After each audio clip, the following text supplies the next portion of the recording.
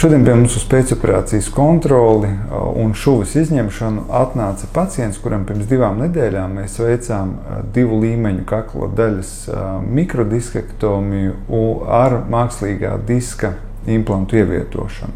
Pacientam jau 6 mēnešus bija sūdzības par ķermeņa kreisās puses tirpšanu. Magnētiskās rezonanses izmeklējumā kakla daļai bija norādījumi par palielu diska trūci 5. un 6. kakla skriemeļa līmenī un mazāk izteiktu trūci 6. un 7. kakla skriemeļa līmenī.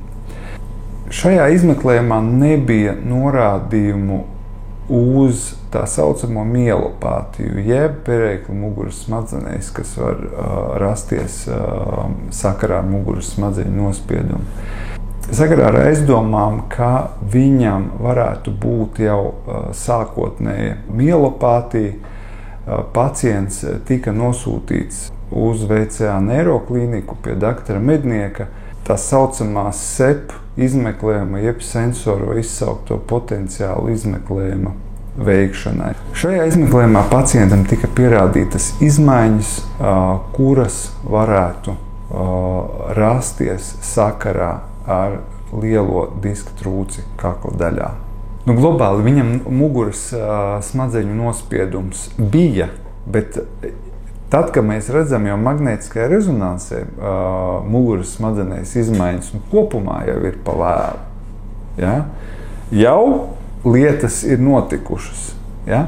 Tas SEP izmeklējums dot iespēju mums noteikt šīs izmaiņas pirms tās mēs redzam magnētiskās rezonanses izmeklējumā. Tas nenozīmē to, ka ar jebkuru deģeneratīvu, jebkādām izmaiņām mugurkaula kakla daļā visiem pacientiem nav jāveic SEP izmeklējumi. Ja? Bet šeit bija jāizšķiras par to veikt operāciju vai neveikt, jo diska trūce bija tik liela, ka pacientam bija samērā liela varbūtība tam, ka viņš banāli nokrītot uz ielas, ja, uz slidenes ietves, ka viņš, paliek paralizēts, ja, vienkāršiem vārdiem runājot. SEP izmeklējums dod mums, noķert tās izmaiņas, un tas mums ļāva daudz vieglāk pieņemt lēmumu par operāciju, jo citu problēmu pacientam nebija. Viņam nebija sāpju rokās, ja? Viņam nebija saknīšu tādu nospiedumu pazīmju, ja? Bet bija nedaudz paaugstināti varbūt refleksi. Ja mēs tā ļoti rūpīgi izvērtējam, tad viņi nedaudz paaugstināti refleksi kreisajā pusē bija. Bet mums jau vajag kaut kāds pierādījums un pamatojumu tam, ko mēs darām. Ja, jo pura operācija ir saistām ar kaut kādiem noteiktiem riskiem, un operācija ir jāveic tad, kad tā ir patiešām nepieciešama. Un šis izmeklējums norādīja uz to, ka operācija ir nepieciešama. Citādi, tad, kad izmaiņas muguras smadzenēs radīsies, viņas principā ir neatgriezeniskas. Ļoti bieži pacientus izoperējot pat ar izteiktiem kustību jau traucējumiem, viņi notiek, ja paspēj noķerties, var dabūt labu funkcionālu rezultātu. Tas ir, ka pacients ir spējīgs pēc tam atgriezties darbā. Ja? Bet jebkurā gadījumā, ja izmaiņas muguras smadzenēs notiek, un tās ir redzamas magnētiskajā rezonansē, tās saglabāsies visu mūžu. Nekad nebūs tā, ka izmaiņas pazudīs. Ja? Kaut kādas, viņas var samazināties, bet vienalga tas perēklis saglabāsies. Un tad, protams, ar pacientu mēs diskutējām par to, kādu operāciju viņam veikt. Viņš ir jauns cilvēks, viņam 40 gadi, un šodien jau ir iespējams pacientam disku aizvietot ar mākslīgu disku. Standarta operācijas kakla daļas mikrodiskektomijas gadījumā ir šī te diska aizvietošana ar rigīdu implantu, jeb tā saucamo keidžu. Keidži ir dažādi, ir no speciālas medicīniskas plastmasas, ir titāna, bet pēc būtības keidžs ir rigīda struktūra, kas imobilizē jeb šo te kustību segmentu, jo starp diskiem notiek kustīgums, Mēs varam pakustināt galvu uz vienu pusi, uz otru pusi. Bet keidža ievietošana, viņa atrisina problēmu, tad diska trūces vairs nav, nervi atbrīvot, muguras smadzenes atbrīvotas, bet mēs mugurkaula kakla daļā, vismaz, ja mēs operējam vienu līmeni, tad vienu segmentu padarām nekustīgu. Mākslīgā diska ievietošana savukārt mums ļauj saglabāt normālas kustības kakla daļā. Kādas ir mākslīgā diska implanta priekšrocības? Tā ir kustību saglabāšana. Otrkārt, tas ir samazināts blakus esošā segmenta slimības risks. Kas ir blakus esošā segmenta slimība? Tā ir vai nu augstāk esošā vai zemāk esošā, biežāk augstāk esošā diska deģenerācija sakarā ar palielinātu biomehānisku stresu, kuru rada šī operētā līmeņa nekustīgums.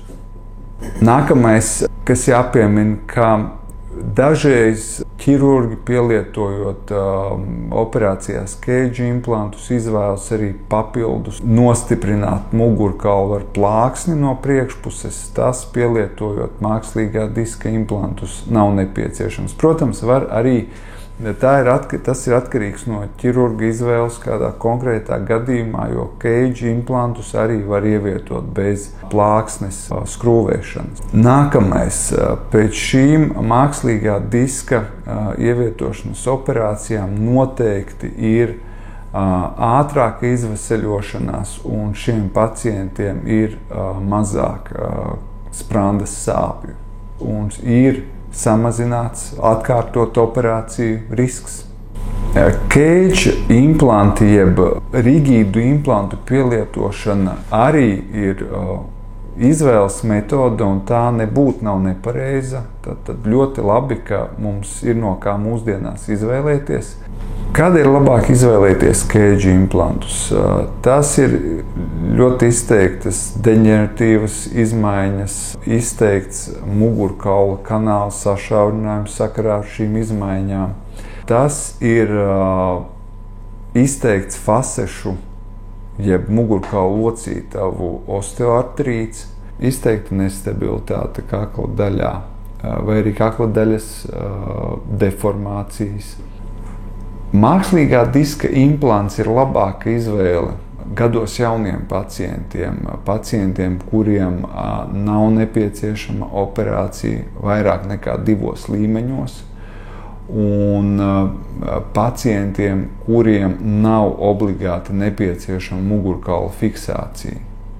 Kas šī pacienta sakarā būtiska lieta, protams, vienmēr ir arī kosmētisks rezultāts, jo, ja sākotnēji pacients saka, ka viņam tas ir absolūti mazsvarīgi, kad mēs diskutējam, kādu mēs griezienu izvēlēsimies un kāpēc tā. Tad, protams, ka tad, kad viss sliktais sakarā ar stresu par operāciju ir aiz muguras un viss ir labi, tad vienīgais, pēc kā pacients atceras savu operāciju, ir kaut kāda rēta. Un, protams, ja tā rēta ir neglīta un labi pamanāma, tad pacients par to atceras daudz biežāk nekā tad, kad ir ļoti apmierinošs, gan pacientu, gan ķirurgu apmierinošs kosmētisks rezultāts. Šajā gadījumā mēs pielietojam šo slīpo, vairāk horizontālo griezienu, un jau 2 nedēļas pēc operācijas ir burvīgs kosmētisks rezultāts, un jādomā, ka pacientam rēta būs praktiski nemanāma. Ļoti būtiski ir atcerēties, ka pēc jebkuru rētu nevajadzētu rādīt saulē pirmo laiku. Vismaz ejot saulē ir jāsmērē ļoti stipri saules aizsarga krēmi. Sava vieta arī kosmētikai, protams, ir dermatikas gēlam. To mēs rekomendējam arī vairākus mēnešus 2 reizes dienā uzklāt. Un parasti šie kosmētiskie rezultāti ir ļoti iepriecinoši.